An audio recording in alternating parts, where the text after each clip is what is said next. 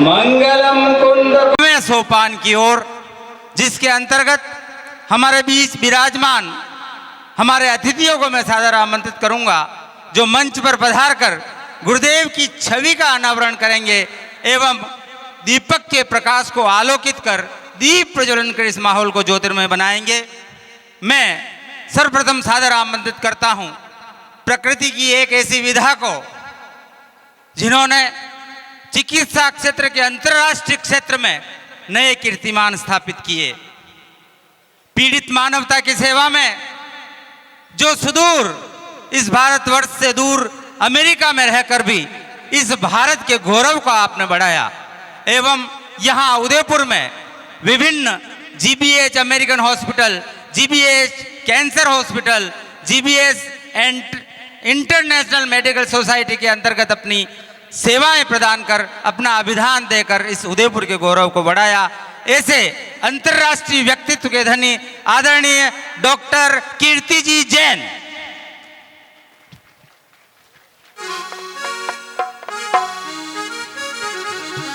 आदरणीय विनोद जी फांदोत, पारस जी सिंघवी, नील कमल जी अजमेरा और शांतिलाल जी मानो, आप पधारें।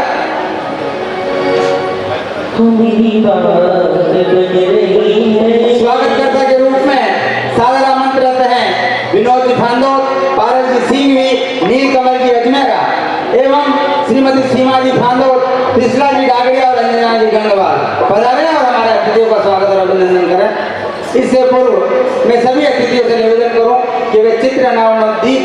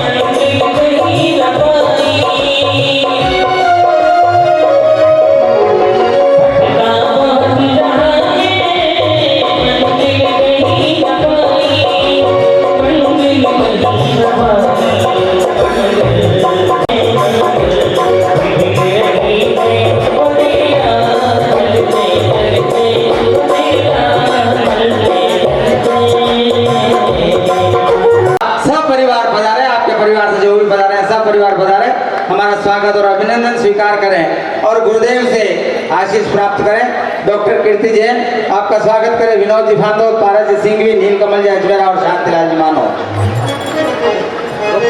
क्रम से पधारें, गुरु आशीष प्राप्त करें। मैं सपरिवार आमंत्रित कर रहा हूँ परम आदरणीय श्रीमान गोपाल जी मेवाड़ा साहब, अतिरिक्त पुलिस अधीक्षक CID CP, सपरिवार पधारें, हमारा स्वागत और अभिनंदन स्वीकार करें। इसी क्रम में प्रसिद्ध प्रताप राय जी चुप पधारे, हमारा अभिनंदन स्वीकार करें एवं गुरु आशीष प्राप्त करें। श्रीमान फतेह सिंह जी राठौड़, अध्यक्ष जिला कांग्रेस उदयपुर समाज पधारे, हमारा स्वागत और अभिनंदन स्वीकार करें और क्रम से गुरु आशीष प्राप्त करें। श्रीमान सुंदरलाल साहब डागड़िया,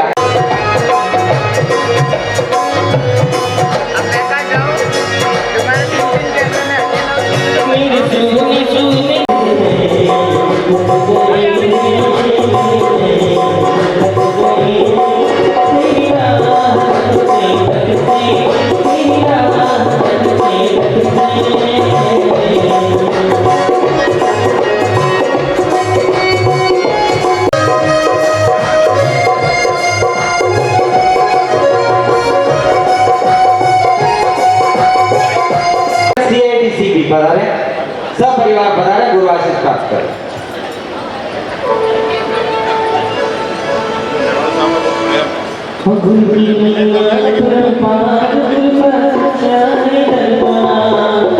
एक बार दोनों हाथों को उठा कर सारे गुरु की महिमा। श्रीमान प्रताप राय जी प्रमुख सिंधी समाज एवं प्रसिद्ध उद्योगपति। गुरु की महिमा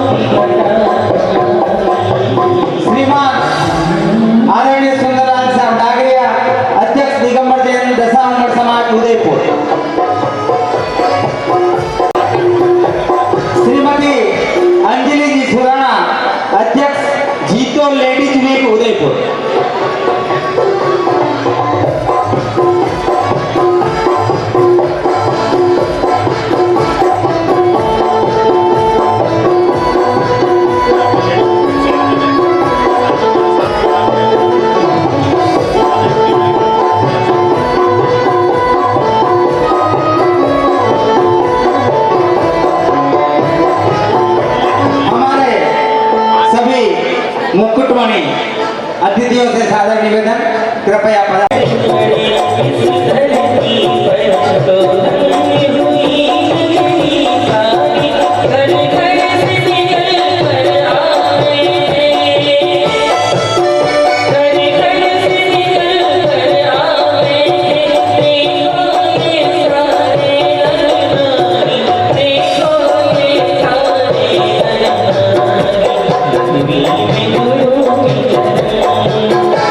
सभी पधारें एवं अग्रिम पंक्ति में विराजमान हो।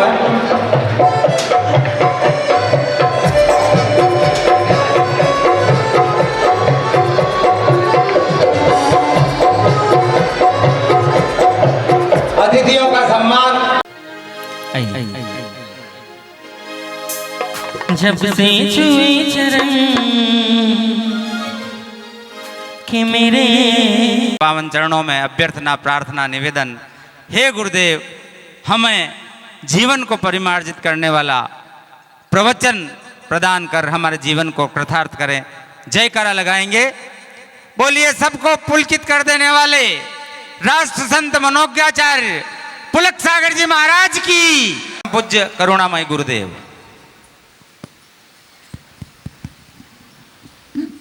किम तदा महावीर स्वामी नयन पथगामी भवतु मे। महावीर स्वामी नयन पथगामी भवतु मे।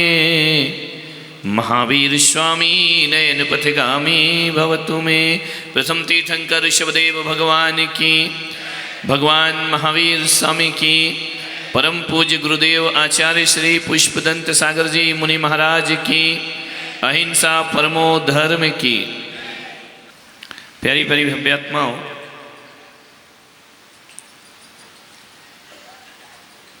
एक व्यक्ति आए, उन्होंने कहा महाराज जीवन में कुछ समस्याएं हैं। सुबह से शाम मेरे पास समस्या वाले ही आते हैं, समाधान तो कोई आते नहीं। एक आदमी ने कहा कि महाराज इतनी सारी समस्याएं आती हैं, आप क्या करते हो? मैंने कहा क्या करूं, मैंने दुकान ही समस्या समाधान की खोल रखी है। मेरे पास सुखी आदमी तो आएगा नहीं, परेशान आदमी ही आएगा। क्योंकि परेशान आदमी या तो भगवान के दरबार पे जाता है या संतों गुरुओं के दरबार में पहुंचा करता है, अपनी सुख के लिए शांति के लिए सोचता है।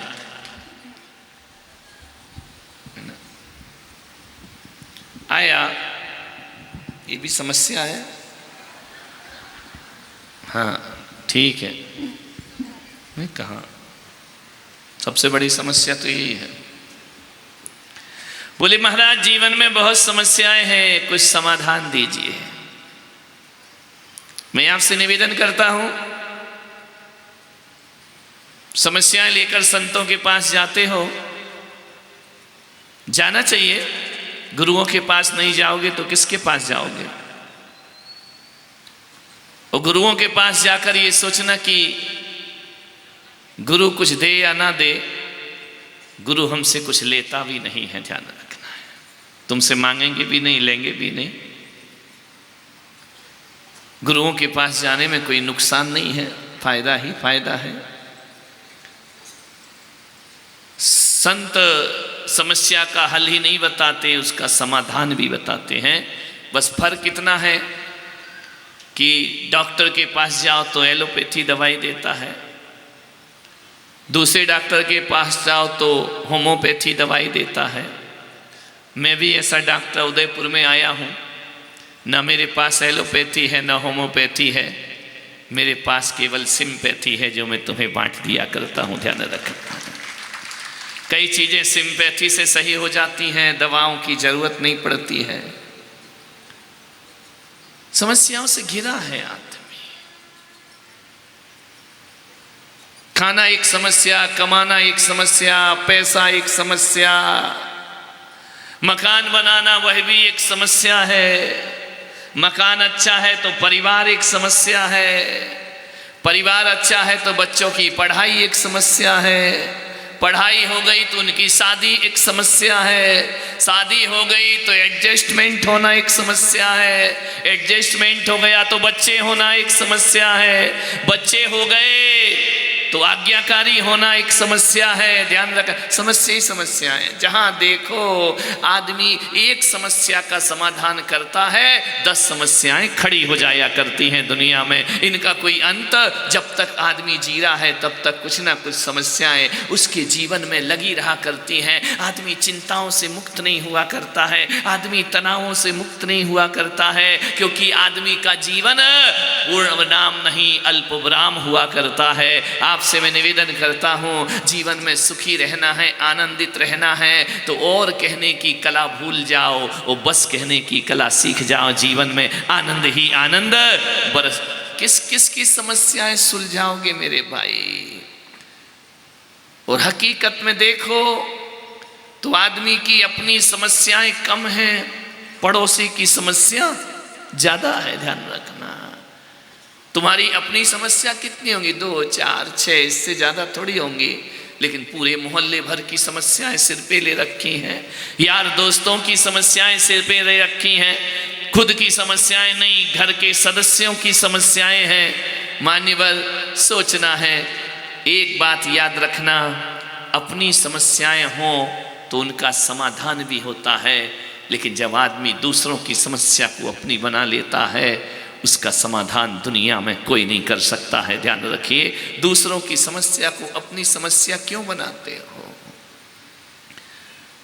एक महिला थी मेरे पास आई, बोले महाराज बड़ी समस्या है। मैंने कहा क्या समस्या है? बोले आपका चातुर्मास हो रहा है तो मैंने कहा कैंसिल करूं? बोले नहीं नहीं नहीं, रहो रहो। तो मैंने कहा समस्या क्या है? बोले समस्या ये है महाराज, मेरी जितनी सहेलियां हैं ना सबके पति प्रवचन सुनने आते हो, मेरा पति प्रवचन सुनने। अरे मैंने कहा धत्तरे की कहाँ की समस्या पाल रखी है? मैंने कहा तू आती ना? बोले मैं तो आती हूँ। मैंने कहा पति? बोले नहीं आता है। अब पति नहीं आता तो तुम्हें काहे की समस्या हो रही है? बोले देखो महाराज आपके दर्शन को सब आते हैं, सबके पति आते हैं, मेरा पति नहीं आता है, कभी मंदिर नहीं आता है। अरे तो मैंने कहा क्या दिक्कत है? अरे बोले उनको समझाओ, थोड़ा सुधारो। अरे मैंने कहा जब आता ही नहीं है तो सुधारूं कहाँ से? ध्यान रखना, आएगा जब तो सुधारूंगा ना। बोले नहीं, एक आध दिन घसीट के लाऊंगी जबरदस्ती जिद करके। अब देखो ना महाराज, मैं मंदिर आती हूँ, वो प्रवचन में आते हैं, वो नहीं आते हैं, मुझे गाड़ी से छोड़ के चले जाते हैं, और मैं मंदिर आती हूँ तो मुझे गाड़ी से लेके आते हैं, मंदिर में छोड़ देते हैं, अंदर नहीं आते मंदिर के। तो मैंने कहा फिर क्या करते हैं? बोले जब तक मैं पूजा पाठ करती हूँ बाहर बैठा बैठा इंतजार करता है, अखबार पढ़ते रहता है, लेकिन अंदर नहीं आता है भगवान के दर्शन को। तो मैंने कहा ये क्या समस्या है? अरे बोले समाज में अच्छा नहीं लगता, कुछ बोलो उसको कि अंदर आया कर। अब देखो आपके कमरे में आया, आपके कमरे में नहीं आया, मुझे छोड़ दिया, खुद बाहर बैठे।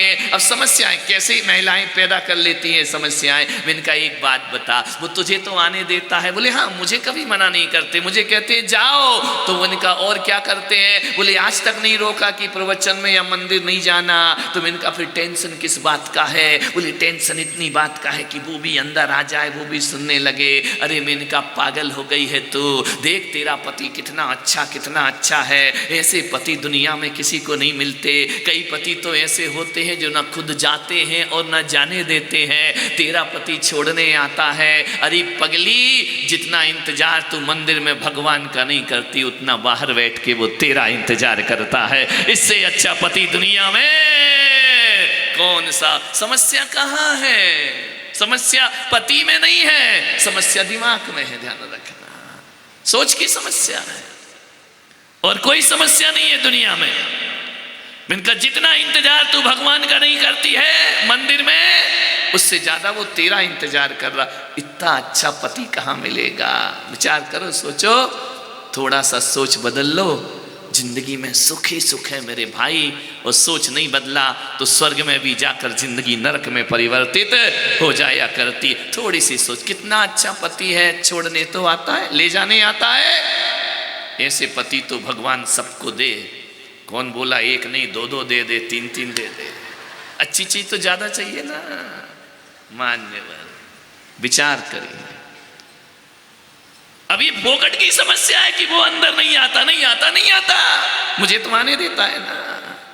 लेकिन फालतू के टेंशन दिमाग में रखना ये तुम्हारी आदत बन गई है, ध्यान रखना।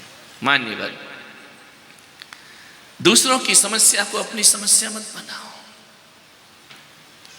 कोई बहुत ज्यादा समस्याएं तुम्हारे जीवन में नहीं है, ऐसा कोई जीवन में पहाड़ नहीं टूट रहा है जिसके लिए तुम रात दिन आंसू बहाओ, चिंतन में रहो, टेंशन में रहो, हमेशा तनाव में जिंदगी जियो। नहीं मेरे भाई, आराम से जियो। मुझे मालूम है तुम्हारी समस्याएं कोई खास नहीं है, कोई दमदार समस्याएं नहीं है। तकलीफें क्या है? ज्यादा से ज्यादा यही तकलीफ होगी ना कि हम अपना मकान नहीं बना पा रहे हैं, हम अपना खुद का घर नहीं बना पा रहे हैं, ये भी एक समस्या है। अब बनाने को पैसा तो तुम्हारे पास है नहीं, दिमाग चल रहा कि मकान बहुत बड़ा बना ले। अब क्या करोगे? क्या करोगे? बोलिए। पैसा है नहीं, लोन ले लोगे, चुका नहीं पाओगे मेरे भाई, ध्यान रखना है। उतनी इनकम भी होना चाहिए। अब क्या करोगे? यदि मकान नहीं है तो रात दिन तनाव और टेंशन में जी के जिंदगी बर्बाद करना है, इस समस्याओं को जीवन की बहुत बड़ी समस्या बनाना है। नहीं मेरे भाई, मैं आपसे इतना निवेदन कर रहा हूँ, मकान नहीं है तो क्या हुआ, कभी बम्बई में जाकर, दिल्ली में जाकर देखना, कुछ लोग ऐसे हैं जो फुटपाथ पर जिंदगी गुजारते हैं, न चार छत होती है, ना एक दीवार होती है। कम से कम तुम्हारा अपना नहीं, किराए का मकान तो तुम्हारे पास है। तुम रात तो अच्छे से बिताते हो, शान से तो जीते हो, ध्यान रखना। मकान नहीं है उसके लिए आंसू बहा रहे हो, और जो है उसका सुख नहीं भोग रहे हो, ध्यान रखना है। कैसी समस्याएं पालनी? नहीं है तो नहीं है, क्या दिक्कत है? मेरा बच्चा, मैं बहुत स्मार्ट नहीं हूं, मैं सुंदर नहीं दिखता हूं। अब क्या कर लोगे? नहीं दिखते सुंदर तो नहीं दिखते, क्या करोगे? विचार करिए। अब वो टेंशन हो गया, मैं खूबसूरत नहीं हूं, मैं अच्छा गोरा पैदा नहीं हुआ, मैं अच्छा सुंदर पैदा नहीं हुआ। जब भी तुम्हारे मन में ये बात आए कि मैं स्मार्ट नहीं हूं, खूबसूरत नहीं हूं, हैंडसम नहीं हूं, उस समय एक ही बात याद रखना, आपसे निवेदन है, ये कुदरत की देन है, ये परमात्मा की देन है, इसमें तुम कोई परिवर्तन नहीं कर सकते हो जीवन में। एक ही बात याद रखो समाधान के लिए, अपने आईने में जाकर के देखना कि मैं सुंदर नहीं हूं। साउथ अफ्रीकन को जाके देखना, निग्रो के चेहरे देखना, ब्राजील देखना, इतने ओंठे मोट और काले काले, वो भी जिंदगी में जीते हैं, आनंद मनाते हैं, नाचते हैं और गाते हैं। यदि उनको देखोगे तो लगेगा उनसे सुंदर तो मेरा जीवन है। समाधान जानो, समाधान तुम्हारे ही पास है, समस्या तुम्हारे पास है। एक बच्ची आई, बोले मेरी अच्छी हाइट नहीं है, ये समस्या बना ली उसने, मेरी हाइट अच्छी नहीं है। अरे ऊंची हिल की चप्पल पहन ले, क्या दिक्कत है हाइट के लिए? बोले कि नहीं नहीं, फिर भी मेरी हाइट अच्छी नहीं, मैं बहुत परेशान हूं महाराज। मैंने कहा नादान, अपनी हाइट को लेकर परेशान मत हो। नागपुर में एक ऐसी बच्ची है जो आज 30-36 साल की है, लेकिन उसकी हाइट केवल 2 फीट है, ध्यान रखना। तेरी हाइट तो 5 फीट 4.5 फीट है, ध्यान रखना। उसकी हाइट 2 फीट है, और 2 फीट की हाइट में भी उस लड़की ने गिनीज बुक में अपना नाम दर्ज कराया है, ध्यान रखना। 2 फीट की लड़की, अपना नाम, जिन्हें जीवन जीना आता है, आनंद में जीना आता है, हाइट को लेकर के टेंशन, फिजूल के टेंशन है, ध्यान रखना। मान्यवर विचार करना, मेरी आंखें सुंदर नहीं है। नेत्रहीनों को देखो जिनके पास आंख भी नहीं हुआ करती है, ध्यान रखिए। मान्यवर क्या समस्या है आपकी? हमारा बच्चा एक्टिव नहीं है, वो डांस नहीं कर सकता है, वो स्विमिंग नहीं कर सकता है। अरे मेरे भाई, इसको इतना टेंशन क्यों बना रहे हो? बच्चा तो है ना। कई लोग ऐसे हैं जिनकी औलाद भी नहीं हुआ करती है। बच्चा है ना, उसका सुख भोगने का प्रयास करो, उसको समस्या बनाओ। जिसकी संतान नहीं हो, मेरा पति इतना बेकार, इतना बेकार, मुझे कभी बाहर खिलाने नहीं ले जाता है, 5 स्टार होटल में नहीं ले जाता है, अच्छे रेस्टोरेंट में नहीं ले जाता है। काहे को दुखी होते हो? कम से कम तुम्हारा पति महंगे महंगे खाने के सामान घर में तो उपलब्ध कराता है। इस बात का पति को धन्यवाद देना चाहिए। धन्यवाद तो एक तरफ गया, देता तो है ना, भोजन व्यवस्था तो कर रहा है ना, इसी को लेकर दुखी हो कि नहीं हमको खाने में बाहर नहीं ले जाता है। मान्यवर, फालतू की अशांतियां अपने जीवन में पैदा मत करो, शांति से जियो। हमारे घर में शांति नहीं है, कल जिंदा रहोगे या नहीं रहोगे इस बात पे जरा विचार किया करो। सामान 100 बरस का और पल की खबर नहीं।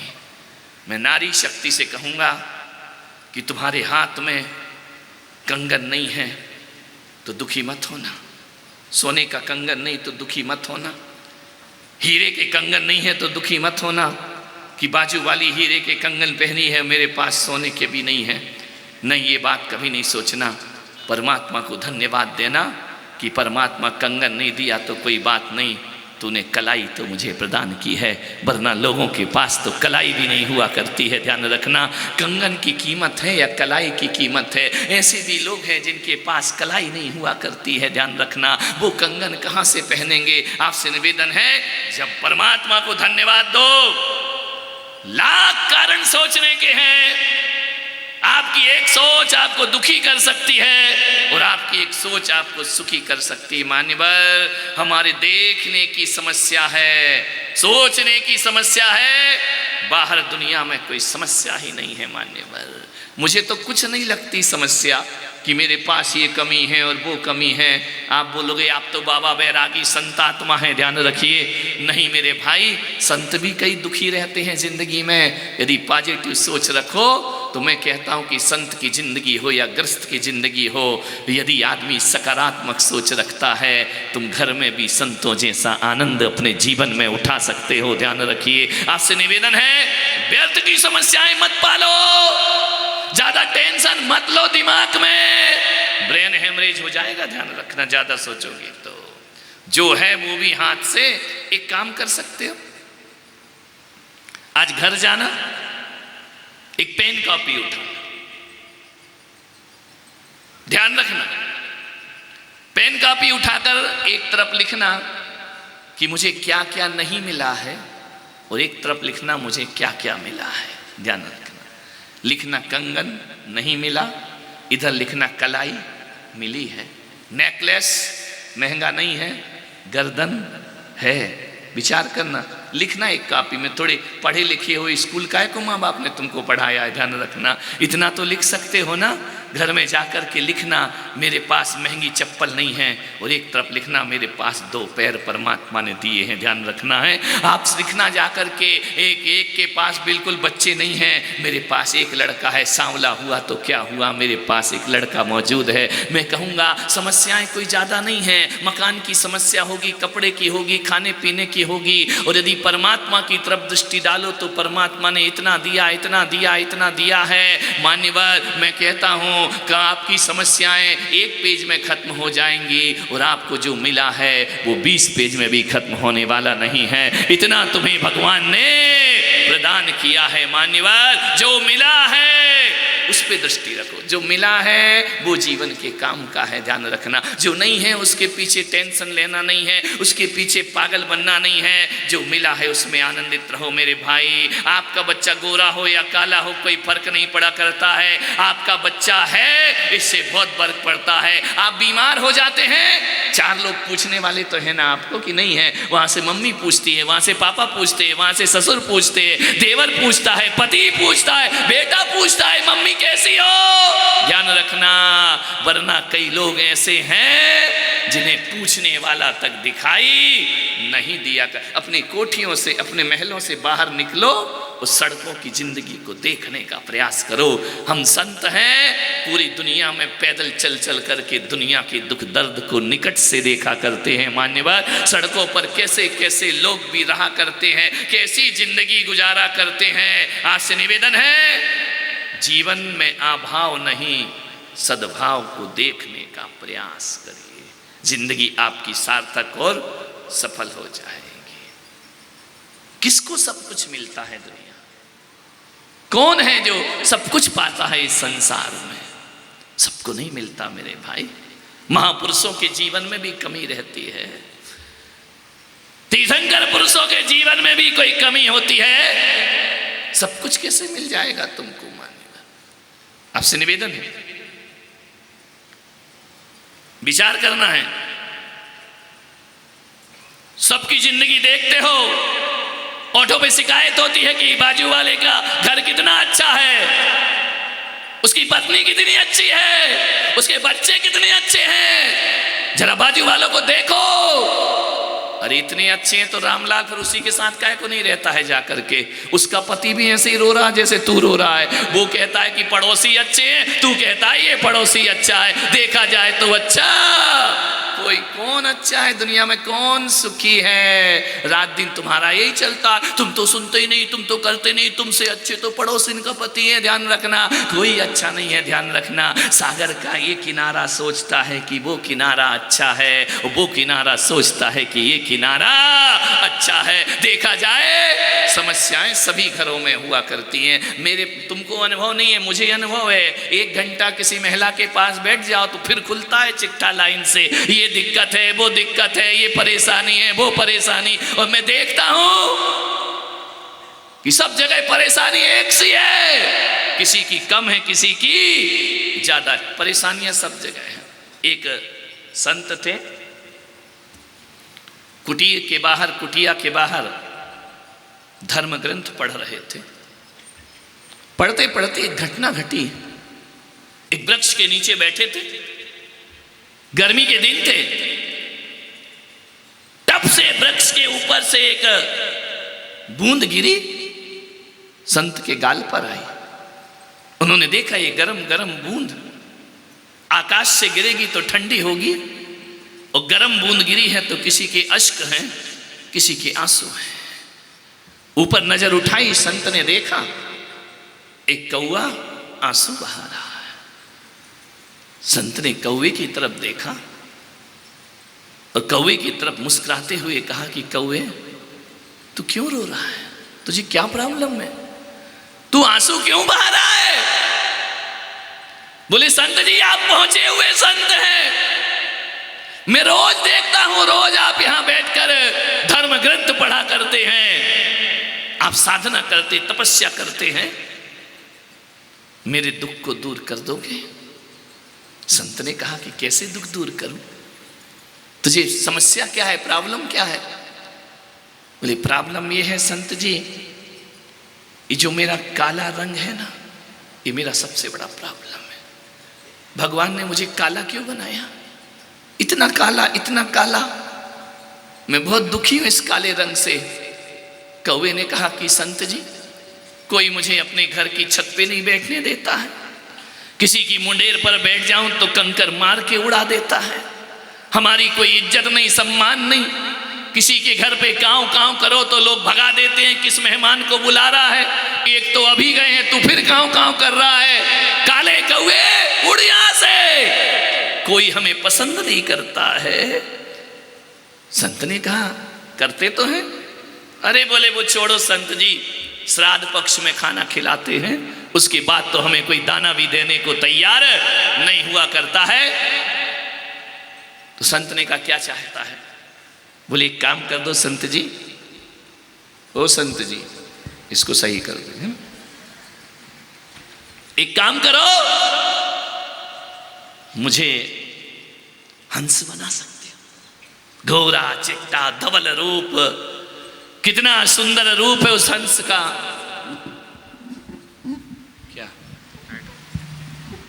टाइट से कुछ नहीं है, वो लाइट सही कर है ना, इसका मत ये तो ऐसा लगाएगा कि पूरा सौजन्य तेरे ही है। मान्यवर विचार करना है, मुझे हंस बना सकते हो क्या? कितना सुंदर धवल रूप, आकाश में जब हंस उड़ता है, क्या अदा है हंस की, मान सरोवर के मोती चुगा करता है। हंसा तो मोती चुगे, मुझे झूठा दाना मिलता है। संत जी मेरा निवेदन है, मुझे हंस बना दो। संत ने थोड़ी देर सोचा, उसने कहा एक काम कर। बोले क्या? बोले चल मेरे साथ हंस के पास। ले गए हंस के पास, कौवा भी चला, संत भी चले। संत ने कहा ओ हंसराज, ए सरोवर के राजा, कितना सुंदर तुम्हारा रूप है, क्या धवल कांति लेकर बैठे हो। जब पानी में पैडल मारते हो तुम्हारी अदाएं देखने लायक होती हैं। हजारों कैमरे तुम्हें अपने कैमरे में कैद कर लिया करते हैं। कितना सुंदर तुमने रूप पाया हंसराज, बहुत सुंदर दिखते हो जब तुम पानी में तैरा करते हो। हंस ने कहा, संत जी क्यों मेरा मजाक बनाते हो? मजाक? तेरे जैसा सुंदर स्वरूप किसका होगा? सरोवर में मछलियां भी हैं, मोती भी हैं, तू मछली नहीं मोती खाया करता है। बोले मेरा मजाक मत बनाओ संत जी। बोले क्यों? तुझे देखकर सब खुश होते हैं। अरे बोले खाक खुश होते हैं। मेरा जो ये रंग है ना, ये मेरा बहुत बड़ा दुख है। कौवे की तरफ देखा संत ने कि क्यों रे तू काले रंग से दुखी है? और ये कह रहा है कि मेरा सफेद रंग मुझे बहुत दुखी करता है। बोले क्यों? अरे ये बूढ़ों जैसा रंग, बुढ़ापे जैसा रंग, ये कोई रंग है क्या? साधुओं जैसा सफेद कपड़े पहना दिए मुझे। संत जी इस रंग से मैं बहुत दुखी हूं, ये रंग मुझे बिल्कुल पसंद नहीं है। एक काम करो संत जी, आपके दर्शन किए हैं, मेरा रंग बदल दो। संत ने कहा क्या होना है तुझे? बोले संत जी एक काम करो, हंस बनना मुझे अच्छा नहीं लगता है, एक सुंदर सा कलर दे दो मुझे। संत ने कहा कौन सा कलर चाहता है? बोले मुझे इसे संत से मुक्त करके तोता बना दो। कितना सुंदर तोता दिखता है, राम राम जपा करता है, आदमी की भाषा बोलता है, मेरा ये भारी शरीर मुझे भारी लगता है, ऐसा करो संत जी मुझे तोता बना दीजिए। उसने कहा, संत ने कहा देख रे कौवे, तू कहता है हंस बना दो और ये कहता है मुझे तो चलो दोनों चलो तोते से मीटिंग करते हैं। चलकर दोनों गए, तोता देखा और मियाँ मिट्टू बड़े आराम से बैठे हो, क्या आम खा रहे हो? एक हाथ पकड़ के आम खा रहा है मियाँ मिट्टू। क्या लाल सुर्ख तुम्हारी चोंच है, कितना सुंदर तुम्हारा रूप है, काली काली चैन डाल रखी है गर्दन में। वाह रे मियाँ मिट्टू, तुम तो मनुष्य की आवाज बोल लिया करते हो। जिस पिंजरे में रहते हो तुम्हारा मालिक नहलाता है, धुलाता है, दाख काजू खिलाता है, कैसा जीवन तुम्हारा। तोते ने कहा किसने बोला, किसने बोला कि मेरा जीवन सुखी है? अरे संत ने कहा तू भी दुखी है, हंस भी खड़ा है तो कौवा भी खड़ा है।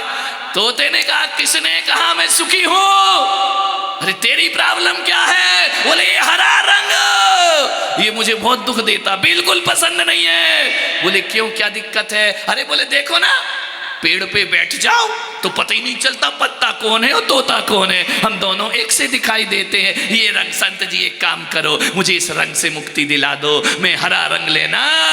संत ने कौवे की तरफ देखा, देख रे कौवे, ये तो हंस कह रहा तोता बना दो और तोता कह रहा मुझे हरा रंग पसंद। तो संत ने पूछा तोते तुझे क्या बनना है?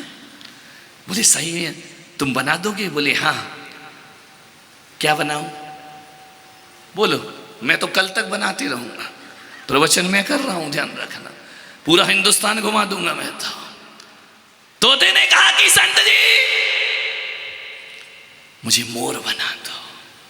कितना सुंदर मोर है, राजस्थान का पक्षी, जब पंख फैलाता है जीवन का तमाम सौंदर्य उसके पंखों में समाहित हो जाता। बादल देखे छम छम नाचे अलबेला मस्ताना, उसका नाच देखने को दुनिया तरसती है। मेघ जब गिरते हैं तो मयूर नाचा करता है, ध्यान रखना, छम छम छम छम नाचता है। तोते ने कहा कि संत जी मुझे अनेकों रंगों से भरा हुआ मोर बना दिया जाए।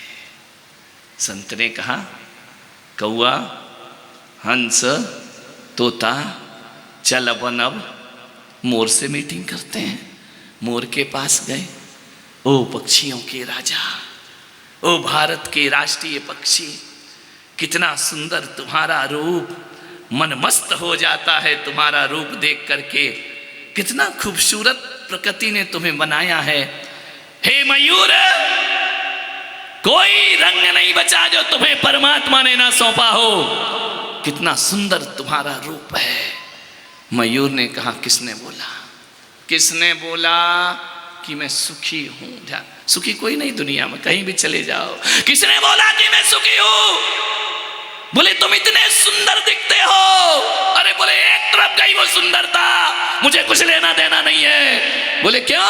ये भारी भारी पंख मुझे उड़ने नहीं देते हैं, ये भारी भारी पंख मुझे आकाश का आनंद नहीं लेने देते हैं, ये भारी पंखों से मैं बहुत दुखी हूं। सारी दुनिया पंख देखकर खुश होती है, वो मोर कह रहा ये पंख मेरे जीवन का सबसे बड़ा दुख हुआ करते हैं। शिकारी आता है, पंख नोचता है, तकलीफ देता है। हे संत जी तुम्हारे दर्शन किए हैं, दर्शन का कुछ फल मिलना चाहिए। बोले क्यों, क्या बनना चाहते हो? बोले मैं मोर बनना नहीं चाहता, चाहे कुछ भी हो जाए, मुझे मोर की पर्याय से मुक्ति दिला दो, ये बहुत दुखदाई पर्याय है। अरे बोले तू मोर नहीं रहना चाहता है? तोते से कहा देख रे, ये कह रहा मोर होना बहुत दुखी है। मोर से कहा कि भाई तू क्या बनना चाहता है? क्या बनाऊं वशिष्ठ जी? अब मोर से सुंदर कौन होगा दुनिया में? सबसे सुंदर मोर है। मोर से पूछा कि तू क्या बनना चाहता है? मोर ने कहा कि भाड़ में गई ये सुंदरता, एक तरफ गए वो पंख, मुझे कुछ नहीं चाहिए, शांति का जीवन जीऊं, आनंद का जीवन जीऊं, कोई मुझे बोले ना, मुझसे छेड़छाड़ ना करे, मैं ऐसा जीवन चाहता हूं। तो बोले क्या बनना चाहते हो? मोर ने कहा संत जी मुझे काला कौआ बना दिया जाए, मैं जिंदगी को आनंद के साथ जी लूंगा। मोर ने कहा मुझे कौआ बना दो। संत ने कौआ की तरफ देखा, देख पागल, देख पागल, एक बात या कौए ने कहा अरे यहाँ तो कोई किसी से सुखी नहीं है, ना हरा सुखी, ना लाल सुखी, ना नारंगी सुखी। मोर ने कहा कि संत जी, कौए ने कहा ओ महाराज समझ गया, अब मैं जैसा हूं वैसा ही अच्छा हूं, मुझे और कुछ बनना नहीं है। संत ने कहा तुझसे यूनिक कोई नहीं है पागल, तेरा जीवन जैसा है वैसे आनंद में गुजार दे। अरे किसको देखेगा, किसके लिए आंसू बहाएगा? अरे तेरे से बड़ा सुंदर, तेरे से अच्छा सुखी संसार में कोई नहीं। संत ने कहा कौए तू कौआ ही रहे, इसमें ही तेरा आनंद है। इतना कहा तो हंस ने कहा मैं भी जाता हूं, हंस से अच्छा कोई नहीं है। तोता ने कहा मैं भी सुखी हो गया, मुझसे सुंदर। मयूर ने कहा अरे हमसे सुंदर कौन होगा? प्रश्न एक था, समाधान चार के हो जाया करते हैं। इस संसार में कोई अपने आप में संतुष्ट नहीं है। हर व्यक्ति एक दूसरे को देखकर, तुम्हारा दुख ये नहीं है कि तुम्हारे पास एक मंजिल का मकान है, तुम्हारा दुख ये है पड़ोसी के 3 मंजिल का मकान बन गया है। ये तुम्हारी सबसे बड़ी समस्या है, ध्यान रखना। दूसरों के सुख को देखकर दुखी होते हो जीवन में। मान्यवर मैं आपसे निवेदन करता हूं कि तुम जैसे हो वैसे ही रहो। कल एक महिला आई, बोली मेरी बहू मुझसे बोलती नहीं है, मुझसे बात नहीं करती है, जवाब नहीं देती है, मैं कुछ बोलूं तो उत्तर नहीं देती है। मैंने कहा काम कर देती है? बोले चुपचाप काम कर देती है। बोले कुछ बताओ। मैंने कहा काय को उपद्रव मोल ले रही है? जब वो चुपचाप कर रही तो बुलवा काय को रही है, उसको ध्यान रखना। तू पानी मांगे तो लाके रख देती है, भोजन मांगे तो लाके रख देती है। अब तू बुलवा के क्या सुनना चाह रही है कि पानी के साथ 4 बातें और सुनेगी क्या? मैंने कहा जा मंदिर में भगवान को धन्यवाद दे कि ऐसी बहु दुनिया में सबको मिलना चाहिए जो बिना बोले मेरा काम। फालतू के झंझट पाल के रखते हो, ध्यान रखना है। शांति से जीना नहीं आता है? विचार करिए, आप जो हैं उसमें खुश रहने का प्रयास करिए। मान्यवर एक संत की कुटिया में एक जिज्ञासु पहुंचा, कबीर की कुटिया में। कबीर बैठे हैं, रुई धुनक रहे हैं। जाकर जिज्ञासु ने कहा कि कबीर दास जी, हमेशा आप मस्ती में रहते हो, मौज में रहते हो, कभी आपके चेहरे पर मैंने चिंता की रेखाएं नहीं देखी, कभी आपका चिंतित चेहरा नहीं देखा, कभी टेंशन तनाव नहीं देखा। कबीर ने कहा एक रात मेरी कुटिया में रुक जा। जिज्ञासु रुक गया। सवेरे कहा उस जिज्ञासु ने कि कबीर जी आपकी सुखी होने का राज क्या है? आप इतने आनंद में क्यों जीते हो? जंगल में झोपड़ी में रहते हो और इतने खुश रहते हो। कबीर ने कहा कि चल मेरे साथ। हाथ पकड़ा जिज्ञासु का, कुटिया से बाहर ले गए। बाहर क्या देखते हैं? ठंडी ठंडी सुबह सुबह बयार चल रही है, अच्छी हवा चल रही है, पवन चल रही है। कबीर ने कहा वो देख, वो सामने दिखाई जो दे रहा है ना। उसने कहा क्या देखूं?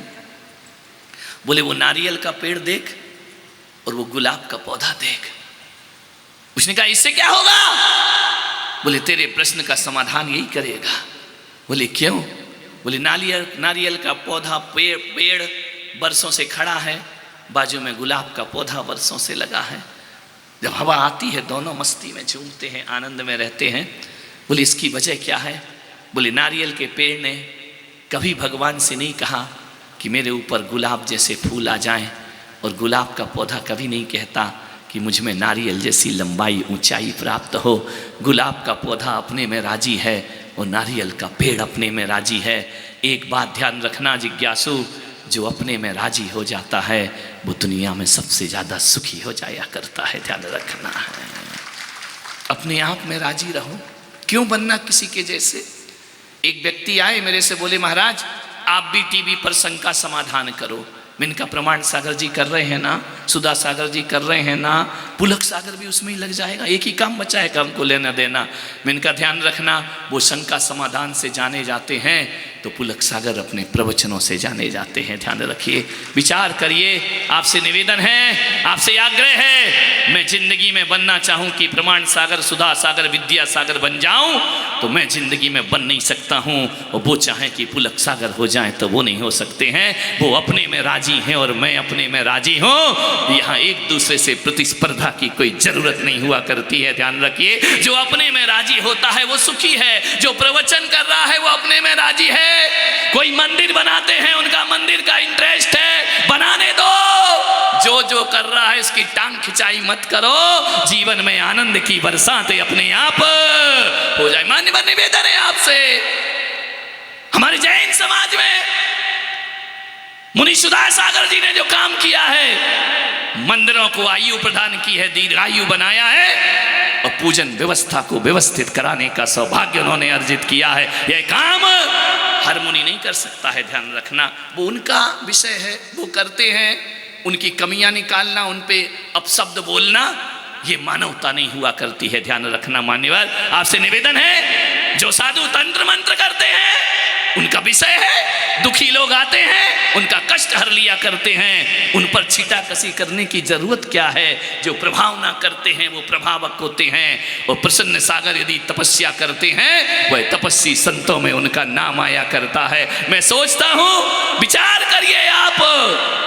मैं आपसे निवेदन करता हूं कि हमारी समाज को सभी तरह के संतों की जरूरत नहीं है, सभी संतों की जरूरत हुआ करती है। जो संत जिस योग्य होता है, हमें उसके कार्य की अनुमोदना करके धर्म की प्रभावना करना, चाहे जीवन सार्थक हो जाएगा। आते हैं बहुत सारे कान भरने के लिए, आप ऐसा करो, आप वैसा करो। अरे छोड़ना भाई, मैं प्रवचन करता हूं, प्रवचन ही करता रहूंगा। ध्यान रखना, यही मेरा इंटरेस्ट है, यही मेरा शौक है। कोई पत्थर को मंदिर बनाता है, मैं लोगों को घरों को मंदिर बनाने का प्रयास करता हूं। ध्यान रखना, घर के मंदिर भी जरूरी हैं और पाषाण के मंदिर भी जरूरी हुआ करते हैं। अनावश्यक कुछ नहीं है दुनिया में। सभी संत मिलकर एक ही तो चिंतन करते हैं, समाज का उद्धार, एक ही तो चिंतन करते हैं, संस्कृति का उद्धार, एक ही तो चिंतन करते हैं। यदि कोई तुलसी जैसे आचार्य अणुव्रत महोत्सव मनाया करते हैं, अणुव्रत की जोत जलाई आचार्य महाप्रज्ञ ने,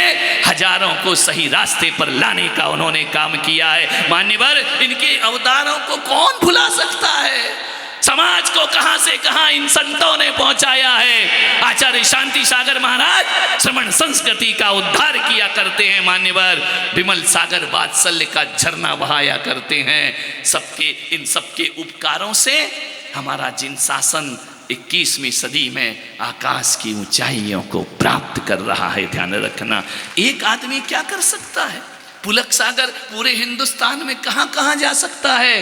हर जगह नहीं जा सकते हैं। जहाँ हम नहीं जाते हैं वहाँ और संत उस काम को आगे बढ़ाया करते हैं। ध्यान रखिए, हर साधु एक ही काम थोड़ी करेगा, हर तरह के काम हमारे जीवन में होना चाहिए। मान्यवर, आपसे मेरा निवेदन है, जो जिसमें है उसमें राजी रहे। मान्यवर, एक दूसरे पे टिप्पणियां ना करे, एक दूसरे पर छीटा कसी ना करे। दुख है इस बात का कि सोशल मीडिया पर श्रावक तो छोड़ो, साधु साधु पे छीटा कसी करते हैं। ध्यान रखिए, ये दुर्भाग्य है समाज का। ध्यान रखिए, अपने अपने कार्यों का प्रचार करो, अपने अपने कार्यों की प्रभावना करो, धर्म को बहुत लाभ होगा, समाज को बहुत लाभ प्राप्त होगा। माननीय आपसे आग्रह है, जिसमें हो वैसे रहो। माननीय नारायण कृष्ण से एक बार दानवीर कर्ण ने प्रश्न किया। महापुरुष थे, कर्ण भी महापुरुष, नारायण कृष्ण भी महापुरुष। कर्ण जैसा दानवीर दुनिया में कोई दिखाई नहीं देता है। कर्ण ने एक दिन एकांत में थक के हार के नारायण कृष्ण से पूछा, हे माधव, हे नारायण, जरा मुझे ये बताओ, मैंने कौन से पाप किए अपने जीवन में? मैंने ऐसा कौन सा कर्म किया नारायण कृष्ण कि मेरी मां ने मुझे जन्मते ही गंगा में बहा दिया? पैदा होते ही मुझे गंगा की एक पिटारे में रख के गंगा में बहा दिया मुझे। मैंने कौन सा पाप किया? मेरा क्या अपराध है? मुझे अवैध बच्चे का नाम मिला, मुझे गैर कानूनी बच्चा माना गया, नाजायज बच्चा माना गया। क्या अपराध किया मैंने नारायण? मुझे शिक्षा देने से द्रोणाचार्य ने मना कर दिया। द्रोणाचार्य ने कहा कि हम केवल क्षत्रियों को शिक्षा देते हैं। मेरा क्या अपराध है? मैं तो क्षत्रिय पुत्र हूं। नारायण कृष्ण, जरा ये बताओ, द्रौपदी ने अपने स्वयंवर में मेरा अपमान किया। जब स्वयंवर हो रहा था और मैं जब उठा स्वयंवर के लिए शर्तों पे खरा उतरने को, तो द्रौपदी ने कहा तुम शूद्र पुत्र हो, तुम राजघराने में विवाह नहीं कर सकते हो।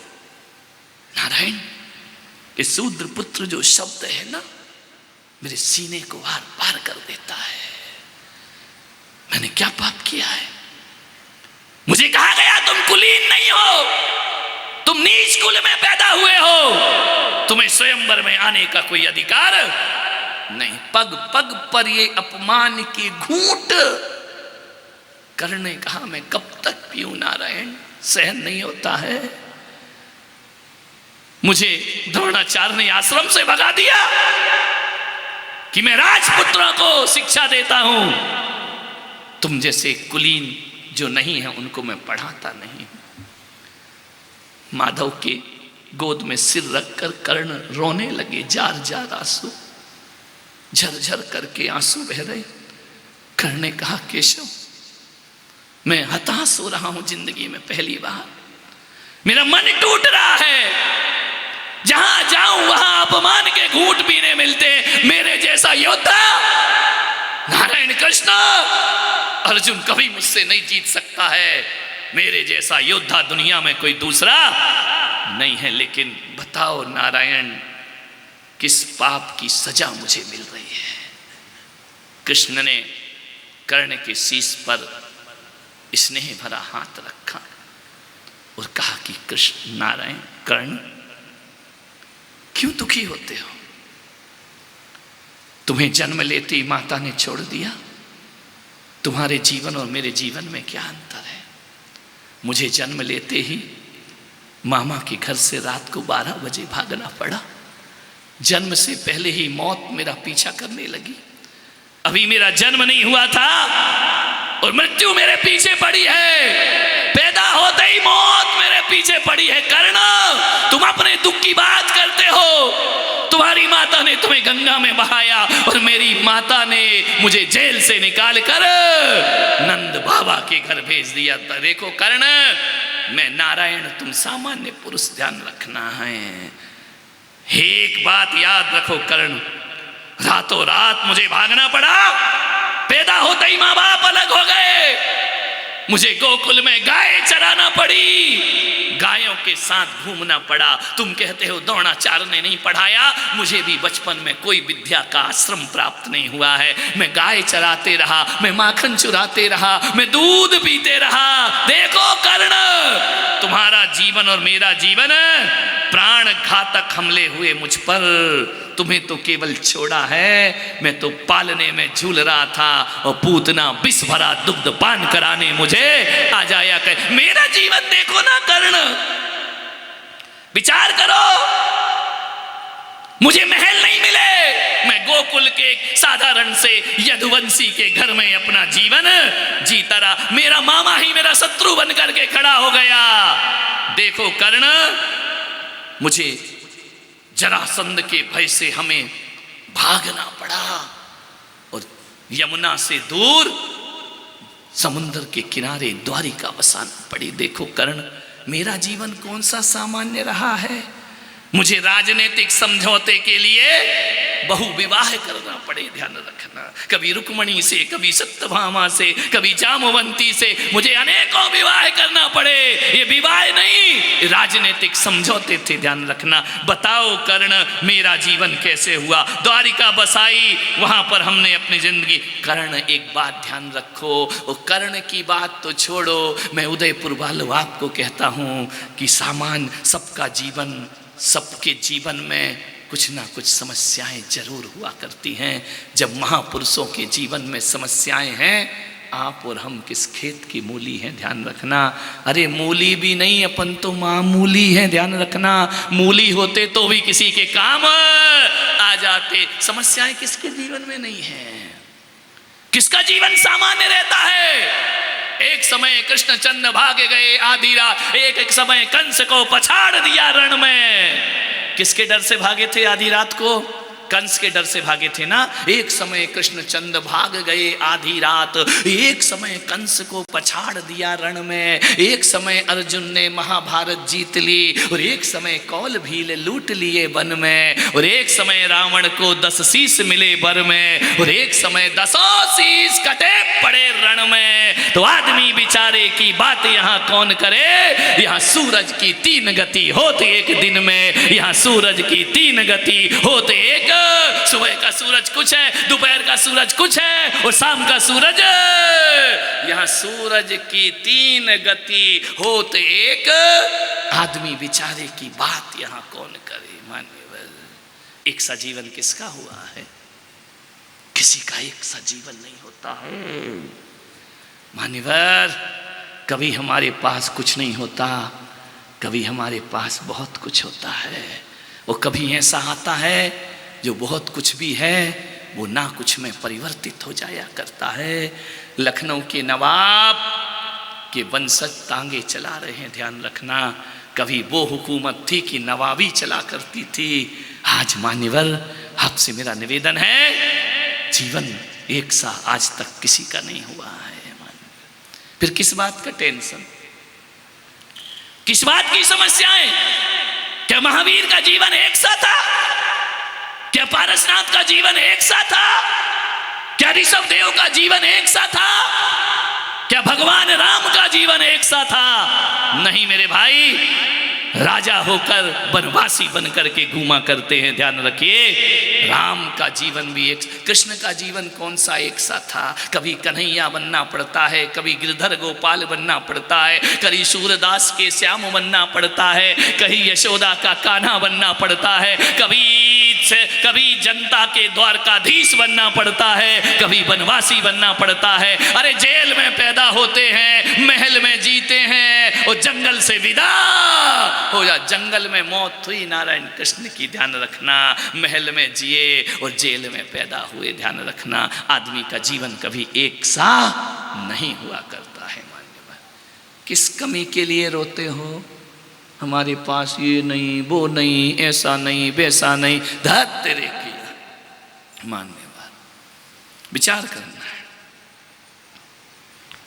जिंदगी को जियो, पहुंच कर अश्क अपनी आंखों से मुस्कुराओ तो कोई बात बने, और सर झुकाने से कुछ नहीं होता, सर उठाओ तो कोई बात बने। ध्यान रखना है। आंसू बहाने से जिंदगी खुशहाल नहीं हो जाती है, आंसू ढुलकाने से जीवन में खुशियां नहीं आती हैं। जिंदगी भीख में नहीं मिलती, जिंदगी बढ़ के छीनी जाती है। अपना हक संग दिल जमाने से छीन लाओ तो कोई बात बने, और सर झुकाने से कुछ नहीं होता, सर उठाओ तो कोई बात बने जिंदगी में। ध्यान रखना। कैसा जीवन है हमारा, इतनी जल्दी टूट जाते हो। थोड़ा सा दुख आया, लगते हो कि हमारा जीवन अब जीने लायक नहीं बना है। थोड़ी सी तकलीफ आई, सोचते हो कि जिंदगी खराब हो गई, हाय मेरी किस्मत। महिलाओं की किस्मत तो इतनी फूटती है दिन में 10 बार। ध्यान रखना। थोड़ा सा आए किस्मत में क्या लिखा, अरे ज्यादा माथे पर हाथ मत मारो मेरे भाई, हाथ माथे पर मारोगे किस्मत फूट जाएगी, और हाथ भगवान के चरणों में रख दो, किस्मत बन जाएगी, संवर जाएगी। ध्यान रखना है। जिंदगी को संवारने का प्रयास करिए। एक बाज देखा है, ईगल, जानते हो या नहीं? बोलो, अरे बाज को जानते हो या नहीं? इधर काहे को देख रही हो? ध्यान रखना। बड़ी होशियार महिला है, उनका बाज देखा, बोले ये तो दिख रहा है सब। मान्य एक बाज पक्षी होता है, मालूम है वो कैसा होता है? बड़ा ताकतवर। बाज में इतनी ताकत होती है कि वो चाहे तो अपने पंजों से पकड़ के शेर को भी ऊपर ले जा सकता है। इतनी ताकत उसके पंजों में होती है। उड़ते उड़ते नीचे आके जानवर को उठाता है और उठाकर ले जाता है, अपना भोजन बना लिया करता है। बाज जैसी ताकत, ईगल जैसी ताकत। गिद्ध की बात नहीं कर रहा हूं, ये तो मरे मर आए हैं। ध्यान रखना। ये तो मरों को खाते हैं, बाज मुर्दा नहीं खाता है। ध्यान रखना। जिंदा को ले जाता है। एक बाज पक्षी को देखना। उसका एक रहस्य बताता हूं आपको जिंदगी जीने के लिए। 70 साल की आयु होती है बाज की। कितने साल? 70 वर्ष जीता है एक बाज। 40 वर्ष का होते होते जब उसकी उम्र 40 साल हो जाती है, उसकी चोंच, उसके नाखून, उसके पंख खराब होने लगते हैं। ध्यान रखना, विचार करना। किसी पक्षी के लिए 3 चीजें महत्वपूर्ण होती हैं: चोंच, पंख और पैर। चोंच नहीं होगा तो भोजन कैसे करेगा? पंख नहीं होगा तो उड़ान कैसे भरेगा? और पैर नहीं होंगे तो भोजन को पकड़ेगा कैसे? बाज के तीनों चीज खराब होने लगते हैं। ध्यान रखना। चोंच इतनी मुड़ जाती है, इतनी मुड़ जाती है बढ़ बढ़ के कि वो भोजन नहीं कर सकता है। ध्यान रखिए। उसके पंख लचीले हो जाते हैं, पंजे लचीले हो जाते हैं, पंख भारी हो जाते हैं। वरना बाज तो बड़ी ऊंचाइयों पर उड़ता है, लेकिन 40 साल की उम्र में उसके पंख इतने भारी हो जाते हैं कि वो उड़ नहीं सकता है। उसके पंजे लचीले हो जाते हैं। अब बाज को क्या करना चाहिए? भोजन तो मिलेगा नहीं, कौन सा रास्ता चुने बाज? या तो तड़प तड़प के मर जाए या जिंदगी को जीने का प्रयास करे। मान्यवर, ऐसी जिंदगी तुम्हारी नहीं जो बाज के जीवन में गुजरा करता है। कैसा जीवन जिए वो? या तो प्राणों का त्याग कर दे या फिर स्वयं को फिर से स्थापित करे। जिंदगी आपकी ऐसी हो जाती है, कभी कभी फैक्ट्रियां जल जाती हैं, व्यापार चौपट हो जाता है, आदमी हीरो से जीरो हो जाता है। उस समय क्या करते हो आप? ध्यान रखिए। मेरे एक भक्त हैं, अनन्य भक्त हैं सूरत में, ओम प्रकाश बाबूजी। आचार्य विद्यासागर जी के बाद उन्होंने मुझे अपना गुरु माना और अपने माथा मेरे चरणों में रखा। बहुत बातें होती थी, अब वो दुनिया में नहीं है। बहुत लंबी बातें, उनसे तत्व की बातें होती थी, ज्ञानी थे, प्रबुद्ध थे। एक दिन उनकी फैक्ट्री में आग लग गई, धुआं हो गई पूरी फैक्ट्री सूरत की। विनोद जी उन्हें जानते हैं। मेरे पास फोन आया कि महाराज, उनके बेटे का, आशीष का, कि सब कुछ जल के खाक हो गया महाराज। मैंने कहा मेरी बाबूजी से बात कराओ। बाबूजी से बात हुई तो मैंने कहा बाबूजी क्या हो रहा है? बोले महाराज घबराओ नहीं, क्या हो रहा है? फैक्ट्री धू धू करके चल रही है। तो उनका धू धू करके चल रही है, आप कैसे हैं? बोले मैं शांत हूं, जल रही है। तुम इनका जल रही है फैक्ट्री और आप शांत हैं? एक शब्द उन्होंने बोला जो मुझे आज भी याद है। उन्होंने कहा कुछ नहीं महाराज, पेड़ के पत्ते झरे हैं, एक दिन पेड़ फिर हरा हो जाएगा, उसमें चिंता की क्या बात है। पत्ते ही तो झरे हैं, जड़ थोड़ी जली है। झड़ गए तो झड़ गए, पत्ता फिर से हरा हो जाएगा, फिर से फैक्ट्रियां खड़ी हो जाएंगी। आप अपना आशीर्वाद बना के रखिए, ध्यान रखना है। ऐसे भी व्यक्ति होते हैं दुनिया में जो गम के दौर पर भी मुस्कुराना जानते हैं, ध्यान, आशाओं को नहीं छोड़ा करते हैं। बाज अपने जीवन में क्या चुने? बाज को या तो पीड़ा चुनना है या मौत चुनना है। उसके निर्णायक क्षण है, 40वें वर्ष में उसे एक डिसीजन लेना है कि मुझे चुनना क्या है। मालूम है बाज क्या चुनता है? दूर जंगल में उड़ के जाता है, एकांत में पहुंचता है जहां किसी जानवर का कोई नामो निशान नहीं। ऐसी जगह पहुंचता है बाज, और पहुंचने के बाद वो जीने के लिए पीड़ा चुनता है, दर्द चुनता है।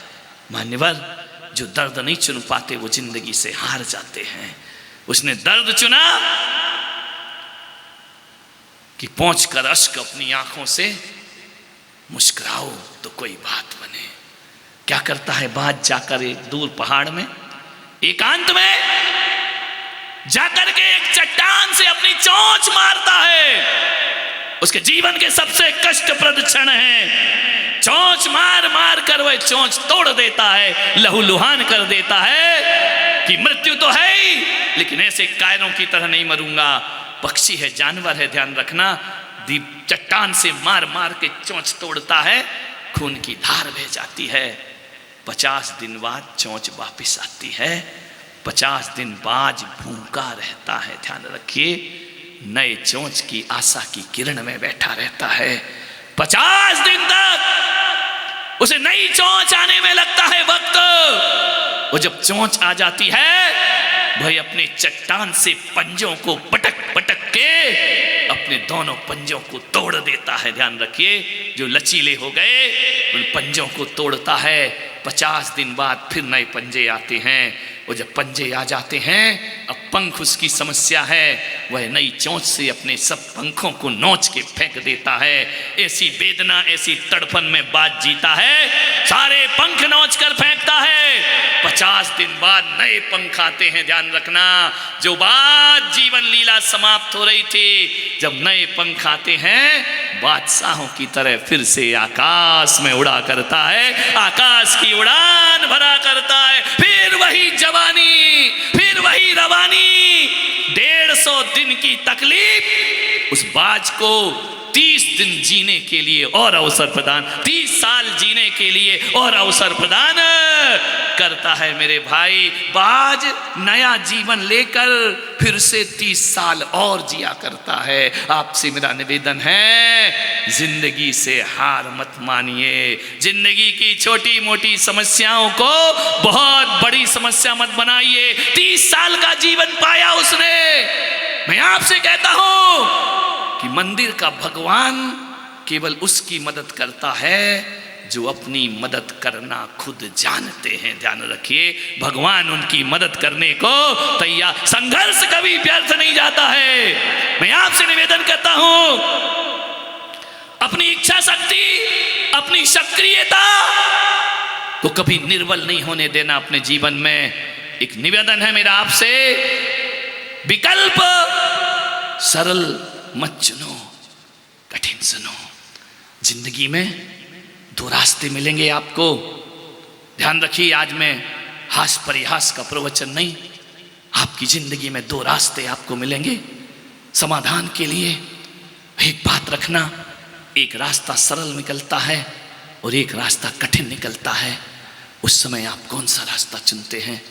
यदि आप सरल रास्ता चुनते हैं तो आप सामान्य इंसान हैं, और कठिन रास्ता चुनते हैं आप महापुरुषों की श्रेणी में आपका नाम आया करता है। ध्यान रखिए, एक व्यक्ति ने मुझसे कहा, भगवान से मिलना है, तपश्चर्या करना है, महाराज आप इतना कठिन रास्ता क्यों अपनाए हैं? क्यों केसों का लॉन्च करते हैं, क्यों 24 घंटे में एक बार अन्न जल ग्रहण करते हैं, क्यों नग्न रहा करते हैं। ध्यान रखना, मेरे जीवन का एक उद्देश्य रहा है कि जब जब मैंने अपने जीवन में सरल रास्ते चुने, मेरी आत्मा ने मुझे चैन से नहीं जीने दिया। उसने कहा कि तूने सरल रास्ता क्यों चुना? ये सरल रास्ता बता रहा है कि तू अपने संघर्षों में, तू अपने संकल्पों में बहुत ढीला आदमी है। ध्यान रखिए, जब कठिन रास्ता चुनता हूँ तब लगता है जिंदगी में कुछ करके हमने दिया है। ध्यान रखना, कठिन रास्तों से सफलताएं मिलना चाहिए। मैं आपसे निवेदन करता हूं कि लचीला जीवन त्यागो, आलस के पंख उखाड़ो, और एक बात याद रखो, भूतकाल की जड़ों को, उनकी चोंच को उखाड़ कर फेंक दो, तुम्हें बाज जैसा सुखद जीवन फिर से प्राप्त होगा। ध्यान रखिए मान्यवर, स्वयं को स्थापित करो। समय हो गया, पूरा फिक्स समय हो गया है। 9:04 पे दिया था, 9:04 हो चुके हैं। आपसे यही आग्रह करता हूं कि जीवन को बहुत लंबा मत बनाओ। जीवन में लंबाई का कोई महत्व नहीं, जीवन को गहरा बनाने का प्रयास करिए। जीवन जितना गहरा होगा, जीवन उतना महान होगा। ध्यान रखिए। आप सबने सुना, अनुग्रहित हूं।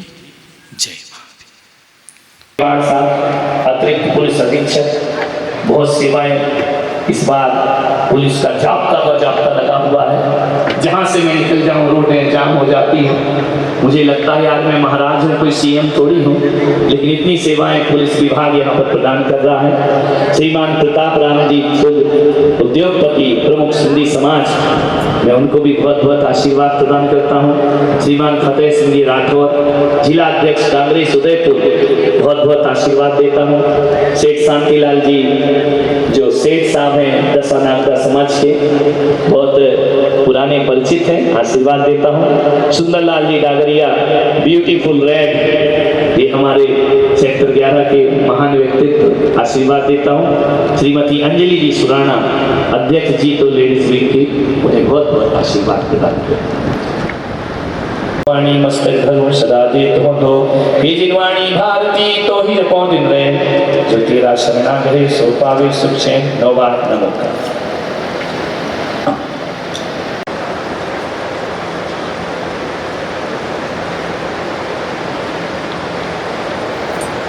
सभी आपस में जय जिनेंद्र करें। कल 8:30 बजे पुनः उपस्थित हो। शाम को जिनका धार्मिक क्लास में रुझान हो अध्ययन का, 7 बजे सर्वत्र विलास के शांति सागर सभागार में आप उपस्थित हैं। जो 12 इंद्र हैं उसमें श्रीमान नरेश जी नंदलाल जी मुंडलिया, श्रीमान सुनील जी अंजना जी गंगवाल, श्रीमान रोशनलाल जी नागदा प्रवचन होते हैं, वह